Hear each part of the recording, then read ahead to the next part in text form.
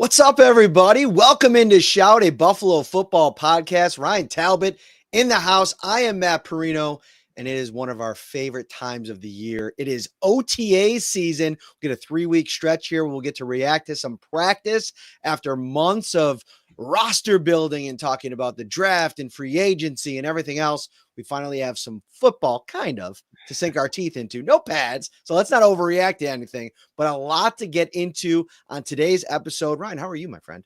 I'm doing great, and kind of football is better than no football at all, that's for sure. Indeed. And speaking of what is great, right now you could take a little jaunt out to Jamestown, New York, where the National Comedy Center is located, the nation's museum and national archive dedicated to the art of comedy. Located in Jamestown, New York, the National Comedy Center is the perfect day trip or weekend trip for the entire family. Proud sponsor of the Shout podcast, one of the most interactive museums in the country. This is a museum experience like no other, featuring comedy's biggest hits and greatest legends. It's a day filled with laughter. Yeah, I drove through Jamestown on the way to a wedding in Mars, PA this past weekend. Wanted to stop there, but about a 3-hour jaunt each way. So saw a lot of signage. Cannot wait to get out there, hopefully at the end of next month. So the Bills practice today, and before we get into some of the observations from the practice field, we got to get into some of the news that broke this morning. Obviously, James Cook, everybody wondering, won't he be there? He was not there. He's the only Bills player not in attendance. Veteran pass rusher Joey Bosa was reported for voluntary camp, but couldn't participate because he pulled his calf muscle last week, which is likely going to cost him the entirety of the spring. Sean McDermott expects him to be ready to go for training camp. I don't necessarily think either of these two things are a surprise, right? Cook not being there, Joey Bosa dealing with an injury. This is kind of the book that's been written on him the last couple of years, especially. But how frustrating, let's start with Bosa, do you think that is for the Bills, for fans to have to deal with this right off the jump? I'm sure it's very frustrating. Yeah, when I saw the news, I'm like, well, in other news, water is wet. This is a guy that has not been able to stay healthy the last 3 years. And for the majority of his career, he's dealt with nagging injuries that he's missed time with, more serious as of late. The Bills would obviously love to have him out there as much as possible, get worked in, get familiar with the system. But I will say this, the silver lining to this is, one, you just said it, this is not real football. They're not in pads. This is giving extra reps to maybe some young guys who need it, who can show off what they can do in a capacity where, again, not real football, but here's a sampling of what their skill set is, and maybe we can work guys like that in. We're going to talk about one of them here, and I don't want to have any spoilers just yet, but one rookie that really took advantage of maybe some extra reps because Bosa couldn't practice. So definitely some frustration there. And as for James Cook, I think you and I both expected him to no-show this. When it gets time for training camp and that, I would be surprised if he no-showed that. I think he will be in attendance when it comes time for training camp. But right now he's, it's the whole it's the new contract that he wants. I get it. I'm not surprised by it at all. Yeah. And I think that for Cook, I think it's more of a big deal outside the building than it is inside the building. Like Deion Dawkins talked about it after practice today. Like, they are voluntary workouts. A lot of times when guys have any kind of contract dispute, this is the kind of thing, this is the only card that players really have to play to kind of continue to voice that. So I think him not being there, it's not surprising. I also am not super concerned from a football perspective, because I think this is a guy that when he does get locked in training camp, this isn't a rookie player, second-year player. This is a guy going into his 4th season that's really been the centerpiece of this offense under the Joe Brady era, right? Like, really, you go back to when he took over for Ken Dorsey, James Cook has been one of the big-time pieces in this offense. So I think it'll be all systems go when he does show up. But again, you get to mandatory minicamp, and now it becomes an elevated level of story. And then maybe when you get to training camp, if he doesn't show up early there, then it becomes another level of story. So right now it's still at a very low level for me. It progresses the further that we go along, and it continues to be something that we're talking about. Yeah.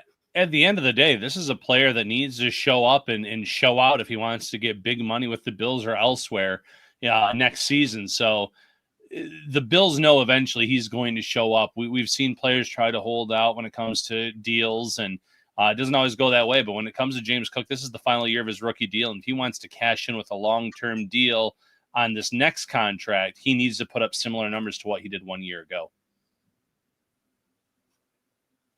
Sorry about that. I was just sharing this to our Shout Insiders. And if you are an insider, this is the best time to try it out if you haven't yet. 716-528-6727. Get yourself a 2-week free trial.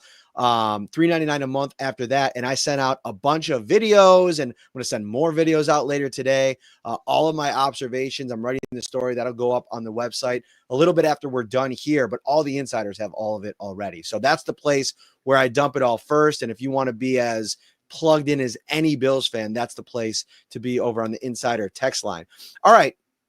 So we got those two things out of the way. Let's get to the practice field. And to me, the first thing that I wrote about, and we could probably start with the rookies, but let's start with the wide receiver, because to me, I was talking to Josh Reed, Channel 4. I do Buffalo Kickoff Live with him over there.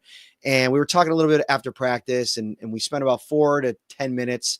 He was there a little bit longer with Elijah Moore after practice. And one of the things we were talking about was, are we talking enough about the potential impact of Elijah Moore on this offense? And listen, anytime a guy signs on a team, when Moore signed, which is after the draft in May, third wave of free agency, a lot of times the headlines aren't going to be as powerful as a Josh Palmer, a couple months ago.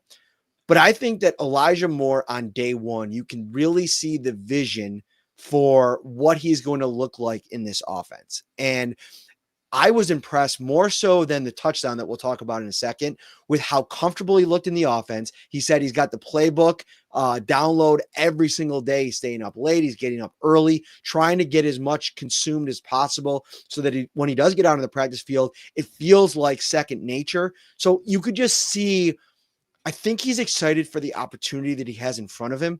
And now it's time to maybe take advantage of that.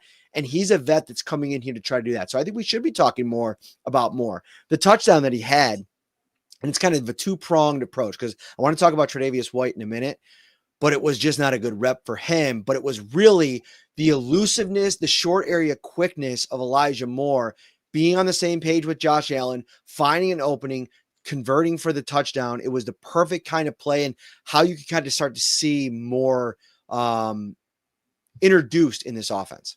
Yeah, great first day for him based on what you reported. I do, temper expectations, no pads. I remember a few years ago, Tavon Austin did very well in these voluntary workouts without pads. Once the pads come on, that's when he's going to have to show that he can continue to do this. I will say his last 2 years with the Browns, very encouraging in terms of the 1 year career production in terms of receiving yards, 1 year career production in terms of receptions. And now you throw him in a good offense with an elite quarterback, other weapons that teams have to account for. I think this could be a really good fit for him. And this is what you want to see him do. Use that elusive speed, show off that footwork, showing knowledge of the playbook despite being relatively new to this offense. And he checked all of those boxes today. Yeah, and I think that there's also a chemistry level that you're looking for. And I think for him, he caught passes from, I think, all three quarterbacks today, maybe even throw Bouchel in there. I mean, he was very active. He really did have a nice practice, but when he was on the field with Josh Allen, I felt like there was a synergy there. There was a connection there, and that's what you're looking for. Now, do we sit here and say because Elijah Moore had a nice practice and Josh Palmer wasn't really as noticed, that somehow Elijah Moore is a better signing and you wasted money on? Of course not, right? Like, we don't want to have those kind of overreactions when they're not even in pads yet. But I think it's a good sign. Listen, they're going to emphasize Josh Palmer. They're going to involve Josh Palmer. But if Elijah Moore can be another weapon in the mix, coming off of a season a year ago where it never felt like Amari Cooper really settled and had any kind of consistency. And if you could find a way to get consistency from Keon Coleman, Curtis Samuel, who made a play today, we'll talk about him in a minute, Elijah Moore, and Josh Palmer, I think that puts you in a really good spot, because what you already have baseline level with Khalil Shakir and his reliability. Yeah, Shakir, you're going to get 800 to 1,000 yards out of him. I think 1,000 yards is very realistic for him this season. even have an idea of what you want to potentially do with a Dalton Concaid and with Dawson Knox. So now you need these other guys to step up at the wide receiver position, and you have to be encouraged with Elijah Moore because one, this is a player that is hoping to resurrect his career, I guess is a good way of putting it. It hasn't gone the way he's wanted to early on in his career, mostly due to quarterback play, if we're being honest. I think it had more to do with the offenses that he was in, the lack of creativity with some of the play callers he had to work with, and then the quarterback play. I think now that he's in Buffalo, this is a great opportunity for him to show what he can do. He could be a great wide receiver 4 or 5 on this team, depending on how well he performs over the summer.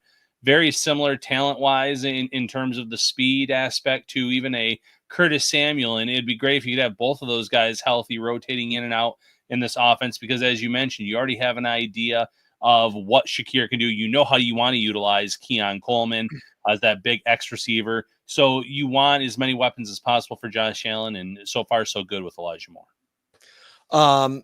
So I mentioned Tradavius White, and before we get to the rookie defensive lineman, I want to spend a minute talking about him because, again, like I worry about being hyperbolic in these kind of situations. And I know a lot of people, really look for these practice recaps and want to like really dive into what it means. And I don't want to sit here and say because Tradavius White had a bad practice that all of a sudden we should be projecting him to be a non-factor in the competition. And if he gets on the field, that's going to be a bad spot.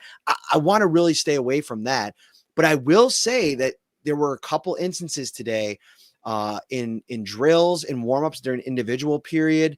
He fell on a play. It could have been slippery out there. Max Haristston fell on the same kind of drill. But then you get into the team drills and, one-on-one with Curtis Samuel, one-on-one with Elijah Moore, more like smaller, faster receivers gave Tradavius White problems in one-on-one situations. He gave up 2 touchdowns in 2 different occasions. And I think the Bills did not take a swing in free agency, a big swing at the position at cornerback. I think going out and getting Dane Jackson and Tradavius White because of their familiarity with the system, that's great. But I don't think that you're going out in those 2 instances and bringing in high-level competition because of just where they are at in their career. They really spent assets in the draft and are banking on Maxwell Haristston and to a lesser degree Dorian Strong over the next couple of years because they just didn't spend in free agency. And I think early here, as we set up the stage for the competition at the position, it's worrisome, at least a little bit concerning. I don't think you can bank on having Tradavius White, even a shell of that, moving into the summer. I don't think you can bank on that going into the competition. If that Trey White emerges, I think that's really good for the Bills cornerback room. But right now, I think if Maxwell Haristston doesn't win this competition, I then become concerned for Maxwell Haristston just for what we saw last year from Tradavius White and how it looked early on. Again, we have a long way to go until training camp and then that period of training camp. Yeah, I'm hitting the panic button if Max Haristston doesn't win the cornerback job opposite Christian Benford, minus an injury. If something pops up, which that can happen to any player anytime, that'd be the only scenario where I wouldn't hit the panic button because this is a golden opportunity for Haristston to win that starting job. I like Trey White and Dane Jackson as depth options, but the Bills, I thought, made it somewhat predictable that they were taking a cornerback very high in this draft class. And lo and behold, it happened in round 1. They were looking at round 1, round 2 options with their pre-draft visits and everything else. So, the writing was on the wall there. We're going to depend on a rookie to come in. And then they double dip with Dorian Strong, who I think they like the skill set, but you don't know how quickly rookies, whether they're a first round pick or a day 3 pick, are going to get acclimated to this system, how they're going to fit in to that jump in competition, either to the NFL. So the fact that the Bills didn't take a big swing at cornerback or even a younger veteran, somewhere in mid-20s, late 20s that they thought maybe had high upside in their system, and instead went with guys that were retreads, that knew the system, familiar with the system, guys that you felt like, Dane Jackson's never going to be out of place. Trey White, he's a few years removed from this latest injury. Maybe he shows signs of being himself. Those are still big question marks in terms of players you may need to depend on for notable reps later on in the year. I wonder whose internet is bad, mine or yours? My picture looks pretty clear, Talbot. It might So be does yours. It might it be might your be. internet got you all pixelated over there. But I Uh-oh. just brought it up on my phone and you look okay, but you're just like a little bit delayed, which is weird. Usually you're super crispy. I'll try. I don't know. I definitely can't control the only internet. That's for sure. So hopefully though it improves. So, Trey White's one practice performance aside, a lot of people in the insider chat asking about Maxwell Haristston, not a lot to report. I mean, the one-on-one of note was against Jalen Virgil, who is, this is a guy that Jalen Virgil, who forced his way onto the 53-man roster last year. They really like him in a multitude of ways. To me, he's got a similar profile to what Samuel does well, to a lesser degree. Elijah Moore, who I think has a lot more upside as an X, a Z, a slot, wherever you kind of want to play him. Moore, I think, can do a lot of those different things. And Samuel can to a degree as well. Virgil versus Haristston was one of the really good reps in this practice today. And I thought that Virgil got the better of Haristston. Like, this was like a learnable moment for the young player. Nothing popped in any of the team drills where you're like, ooh, wow, that was a bad rep for Maxwell Haristston. It was just a one-on-one where I felt like a guy like Virgil, who had a really good season last year, earned a lot of respect, had himself a really nice rep and beat the rookie on one play. I'm not overreacting to that. I don't think we should take too much out of it. But as we go along here, I am going to be looking for, can we see a play where Maxwell Haristston flashes that reactionary speed, Right. which is something that I think Brandon Beane touted so much during the draft process, because that's going to get you really excited if you're one of his coaches. Yeah, one-on-one, non-padded reps. I'm not going to panic anytime a guy is beat, but Haristston and the instincts, the jumping of routes, that is something that he was praised for coming into this draft. Something you would love to see. Trusting his instincts, and anticipating where the throw is going to go, jumping the route, even if it's not Josh Allen throwing the football. I don't care if it's Trubisky, Mike White, Shane Buechele, whoever it is. As long as you see that at some point in time, that would definitely be encouraging. Once the pads come on, though, later this summer, that's when you really want to keep track of these matchups, whether it's the one-on-ones, the 11-on-11s, whatever the case may be. That's when it's really going to start mattering in terms of who's going to win these few starting jobs that they have up for grabs. Speaking of up for grabs, you can have yourself a great time at the National Comedy Center any day or weekend night that you want. Daytime, check out their hours, head over to their website. The National Comedy Center was named the best new museum in the country by USA Today, one of Time Magazine's world's greatest places, and one of the 25 best family weekend getaways by U.S. News and World Report. Last fall, it was voted by Western New Yorkers as the #1 best museum in the Buffalo News Best of 716 Award. So this is a place, Ryan, it is a happening place. You got to get there. And if you go, make sure you reach out to us and let us know about your trip to the National Comedy Center. Yeah, I want to get, a sneak peek of it. There's a virtual tour that you can do online for this museum. And there's also the Lucille Ball Museum where you can get tickets for both at a discounted rate. You know who had a ball today, Ryan Talbot, on the practice field? Landon Jackson had himself a ball. And I don't want to overreact to a couple of really good plays for a defensive lineman not in pads. But it's impossible not to see the size profile of Jackson, the athletic profile from the testing back at the combine, and then to see it up close and personal on the practice field. Dude, he just jumps out at you. Like, he's got quickness. There's one rep in particular that I want to talk about. It was up against Richard Garage. And I know you could probably say undrafted guy, 2023, going into his third season, but he's hung around in the practice squad. Obviously somebody that Aaron Cromer has thought enough of to develop. One-on-one, you think the young rookie in Landon Jackson would be to have kind of a tough spot. Landon Jackson dominated the rep, Ryan. Like, from the get off, from his ability to immediately put Garage in conflict, had to reset his feet, but before he could even do it to kind of combat the get off, he was already out of position so much, and Jackson's size overwhelmed him. He put him down, and it was an absolute win of a rep for Landon Jackson, and one that probably leads to a pressure, probably leads to the quarterback putting the ball in jeopardy one way or the other. Obviously, in this setting, it's hard to really extrapolate that too much, but it was one of those kind of plays where you kind of just take notice because of who he is, how he looks, and how that play looked. I'm not surprised that Landon Jackson flashed on day one. I actually thought he was going to be drafted a lot higher than he ended up being taken by the Bills. I thought this was a late round 1, early round 2 pick. Someone at the Senior Bowl who dominated some of the best offensive tackles in college football. He had an outstanding week, looked the part. And a lot of times when players do that, that helps their draft stock. I think for where the Bills ended up getting him, he's going to end up looking like a real value pick in short time. Someone that's going to be heavily rotated into the system, especially when you consider the suspension that they are dealing with Hoyt for the first 6 weeks.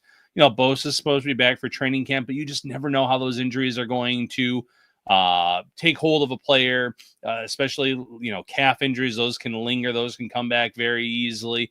You hope that he stays healthy all year, but Jackson could play a big role right out of the gate as a rookie. And I think he could really hold his own. I think Jackson's potential role on this defensive line is going to be one of the things that we talk about so much this summer, because you take the Bosa injury, you take the Michael Hoyt suspension. And I was joking with Joe Biscaglia about AJ Epinesa. He's like, as much as some Bills fans, I think, are uncomfortable with the idea of a huge role for him again this season, he's a guy that just sticks around, and he's very available. He's very reliable in the sense that he knows the system. He is really good against the run. He's really good in his rules at setting the edge and all those kind of little things that Sean McDermott looks for. He's going to still be a part of things. And you think about Greg Russo, Hoyt's out, Bosa, we don't know. We'll see how things go and if he's able to stay healthy. There's opportunity here for Landon Jackson to earn a substantial role, and one that if he can hit the ground running and now maybe create a little bit more of a dynamic pass rush on the outside opposite Greg Rousseau, especially on third downs, Ryan, could you imagine the foursome of Rousseau, Landon Jackson, Sanders, and Oliver on passing downs on third and long? I think that you get really excited about seeing that 5 to 6 times a game and what those third down numbers could look like. And I was asked about Greg Rousseau, who had a pass breakup in this. I mean, rinse and repeat. Pass breakup for Greg Rousseau every practice. I mean, pretty much you can mark that in the book.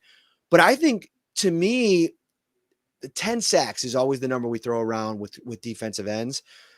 I think that the number is going to come so easily to Rousseau if they're able to find a foursome of rushers on third down to really affect the quarterback. And I think Landon Jackson is sneaky the guy that could change so many different things, because if now you have Jackson, if you have healthy Bosa, now you can even put Rousseau on the inside or Landon on the inside. There's so many different variables that I think you could throw at teams, but you need the young player to be ready for that kind of responsibility. And I think early, he's so mature. They talk about that, right? Like, he's married. He's somebody that's so comfortable in his own skin. I think he is a guy that early on in his college career, was doubted. And I think those are the kind of guys that they gravitate to and put in spots to be able to find a way to get on the field. Yeah, if he steps up or anyone steps up, I agree with you about Rousseau then being able to take that step from the 8 sack player to a 10, 12 sack type of player. They all have to be able to work hand in hand on this defensive line. You saw what the Eagles did, and replicating what the Eagles did in the Super Bowl against the Chiefs. It's not easy to do. It's not going to be something that most teams can do. But if the Bills can just get a little bit more pressure on the other side coming off the edge, that's going to benefit Rousseau. If they can get any kind of semblance of an interior pass rush where it's not just maybe Ed Oliver, but a lot of times Ed Oliver's taking on double teams in those situations because they're not getting much help from the other D tackle. They've upgraded their D-line on paper via free agency and the draft. Now it's time for them to all work hand in hand, working with the D-line coach, working with Ryan Nielsen, coming up with a game plan that can really benefit this unit. It's going to unlock a player like Rousseau, take that next step, but also help springboard young players like Landon Jackson and some of these other rookie defensive tackles. No bones about it on YouTube. Signing Joey Bosa was like milk on a hot day. A bad idea. Funny. I mean, it got a little chuckle out of me, but I don't know. I don't think it was a bad idea. I think it was a layered approach to how they were going to build this defensive line. I think the big target was Michael Hoyt. Like, I think that they think that there's a specific role that he can play as a chess piece.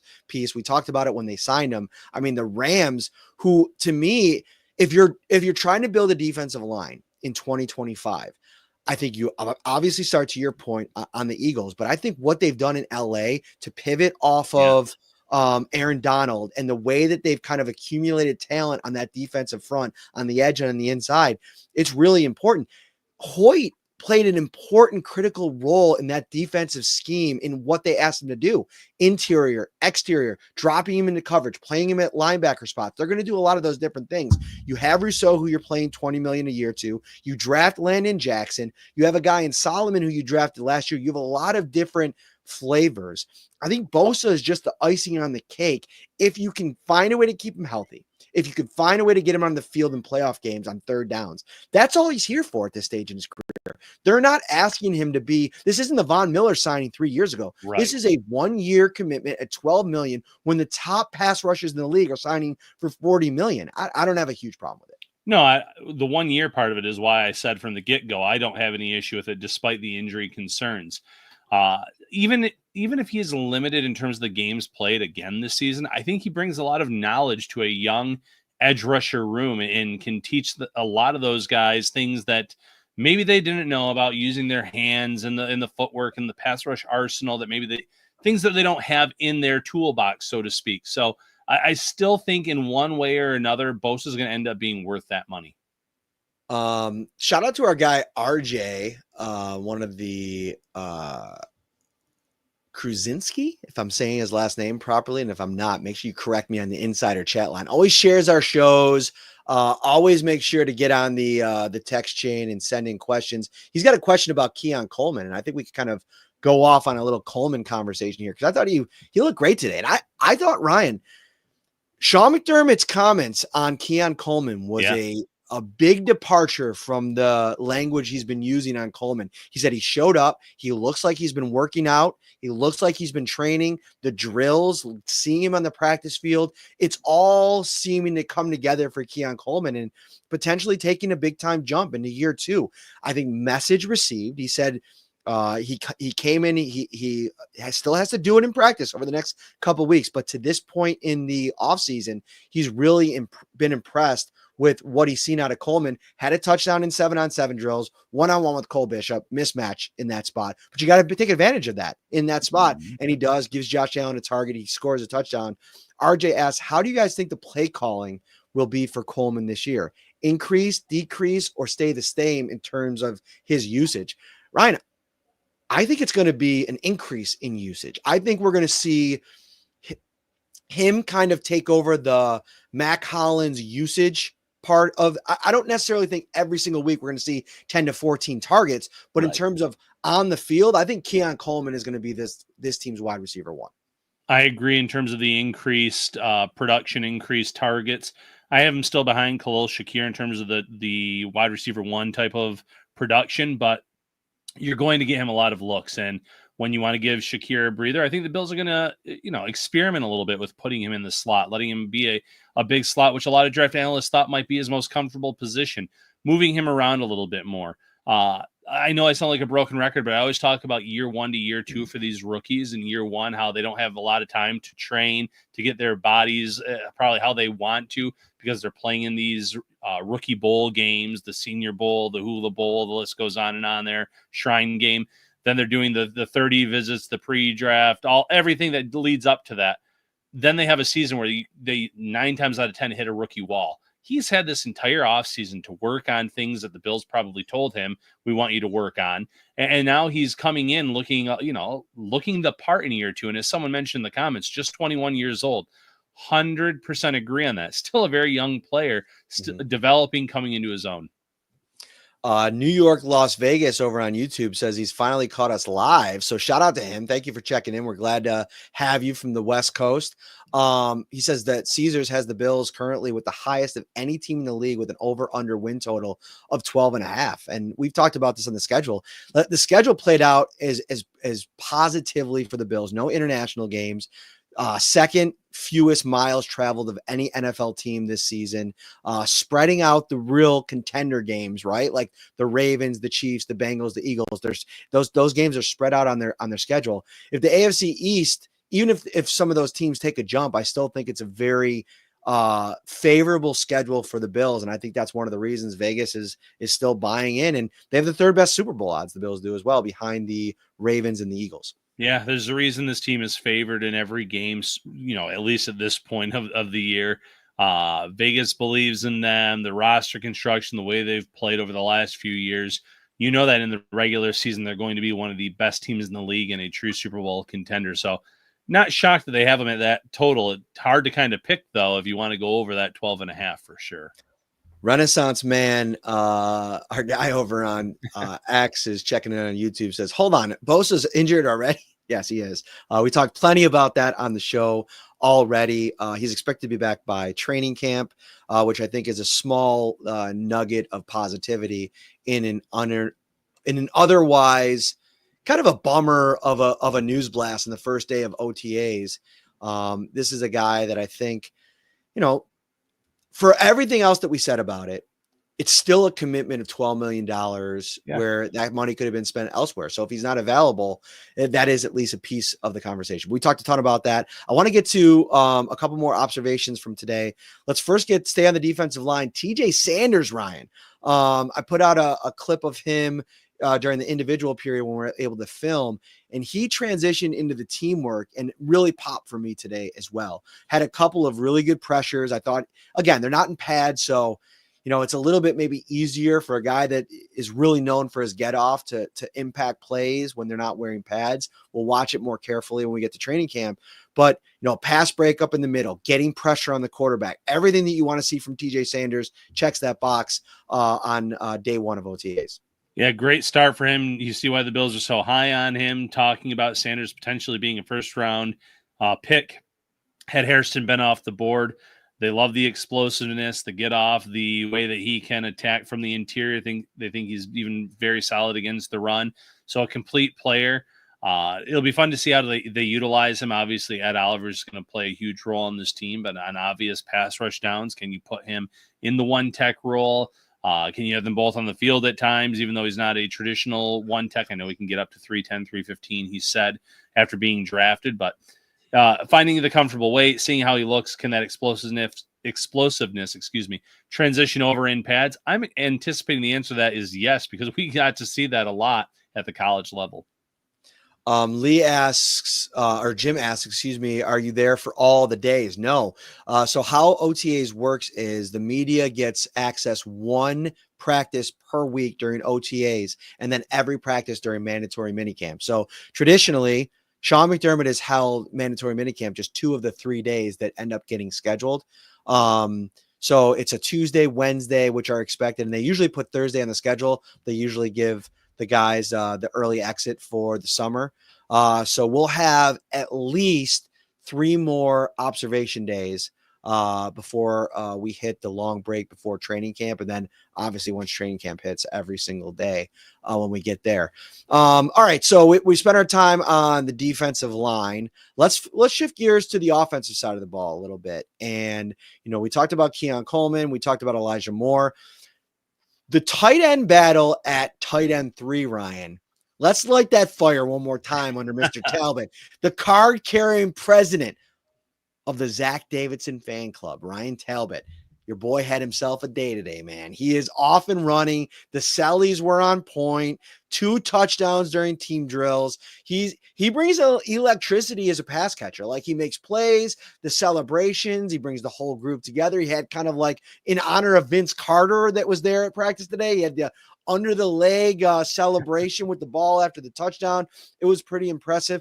Jackson Oz had a nice play as well. But Zack Davidson, he's not going to go away easily. I think he's going to continue to be a name that we talk about this summer as someone involved in the competition to win that job. I know they drafted Jackson Hawes. They had Davidson on the practice squad, but he's a guy that I think they like a lot.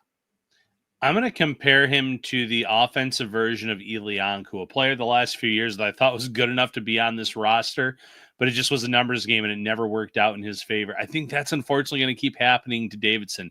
I think he's good enough to play in the NFL. I think he's good enough to be a tight end 3, but they're probably in love with Jackson Hawes' skill set, the blocking ability. We'll talk more about what he did today here in a minute as well. He had a nice first practice as well. But yeah, Davidson pops. He popped last summer in terms of the practice ability, the touchdowns, the big plays, the sure hands.